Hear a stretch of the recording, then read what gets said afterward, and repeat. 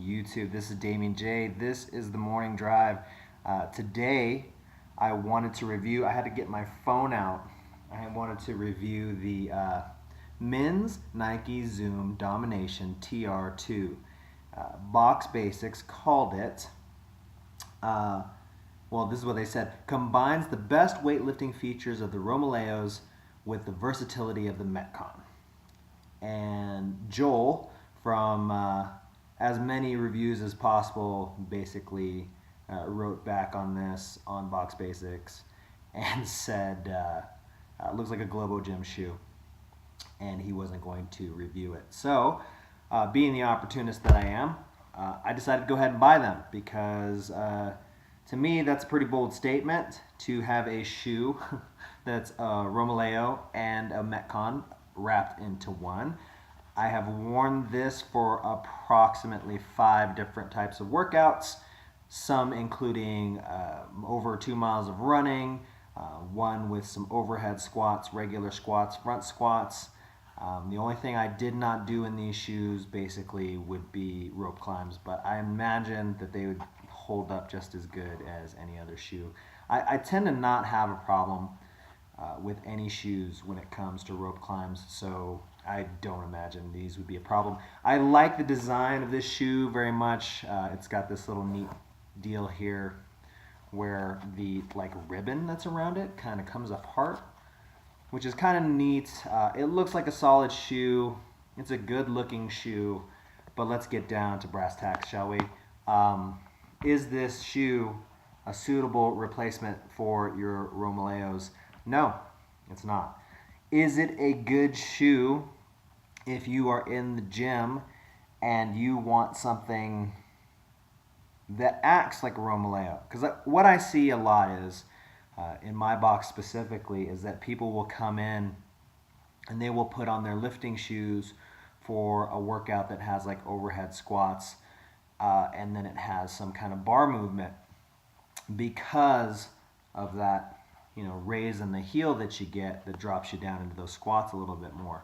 And I gotta say, this works great for that. Absolutely great for that. So if you're looking for a shoe that's low price, because these cost $89, $89.99. If you're looking for a shoe that's low price that you can do both in, I think this is a great shoe. My worry was this air cushioning. Joel had said something, that Zoom air cushioning, which I was worried about too, because quite honestly, I have the Nike Metcon Freeze. I have 3 pairs of them because I love them. I feel like they're one of the best shoes I've ever bought. I don't know if I've done a review on them. I really should, considering that I have 3 pair, but it's been a while since I've been online. I figured I'd take the opportunity to review these instead, because this is something that more people probably don't know a lot about. He was concerned with the cushioning. Like I said, I did cleans in these. I did snatches in these. Yes, full. And my worry was the Metcon Freeze have a little bit of bounce to them, almost a little too much cushioning. So especially with snatches, when I'm coming up in a snatch, I feel the heel of my foot kind of ride a little bit. You're not going to find that in these. These are actually very stable. I was really surprised. I was expecting this air pocket to make bounce, to create bounce, and it doesn't. It doesn't. It's actually a very stable platform. I just feel as though, as an all-around shoe, though, it's not perfect. It's a great training shoe, like I said, if you have those kind of Metcons where you would like to wear your lifters just because you feel as though it's helping you get into that squat a little bit better. It's great for that. Is it a shoe that's well budgeted? Absolutely, $90, not bad. I mean, Romaleos cost $200, and from what I hear of the threes, they're not exactly something that you want to go run around and try to wreck. So that being said, as a lifter, not an everyday lifter. Like if you are doing serious Oli lifts and you're not screwing around, wear your lifters, obviously. If you're doing a Metcon, however, where you want to be able to have that height of a lifter, but that ability to run back and forth from a bar, absolutely these are fine. Now, I'll get to the final part of this review, which is how they are during the run. I work at a place where I have to run a lot, and I gotta say they're awful. They're very, very uncomfortable. Are they serviceable? Yes. I think this is where that Metcon claim comes into play, because Metcons aren't really notoriously known for being good on the run unless they're the Metcon Freeze. So I would say a little worse. A little worse than your regular Metcon. There's a fly just flying around driving me bananas right now. I don't know if you could see him. I don't know if I got the high def on, but he's driving me crazy. They're probably just as good as Metcons for the run, but I don't know. They feel boxy. Every step just kind of feels like you're wearing Chuck Taylors hitting the ground. So I don't know if this is something you'd want to wear for the run also, especially if you're in an outdoor environment. I feel like most of the CrossFit gyms I've either attended or dropped into, they always have outdoor running. You know, it's very rare that you see a gym that can afford 5 or 6 assault runners and people are on assault runners. What you usually see is you see people running outside. That being said, the place that I work uses the free runner treadmills, and they're 40% less impact in the middle, and even on those, wearing these is not comfortable. Even though it's taking a lot of that impact away, it's just not a comfortable shoe.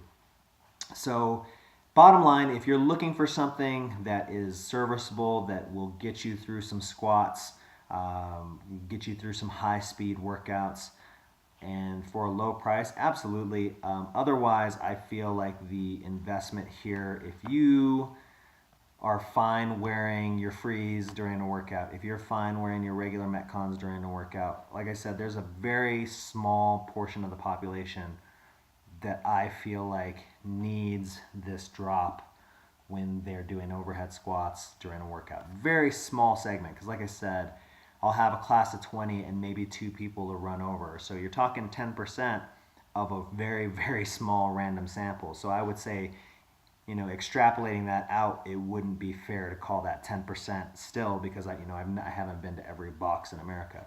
But as far as the claim that Box Basics said about this being, part Romaleo and part Metcon, I would say the claim isn't too far off.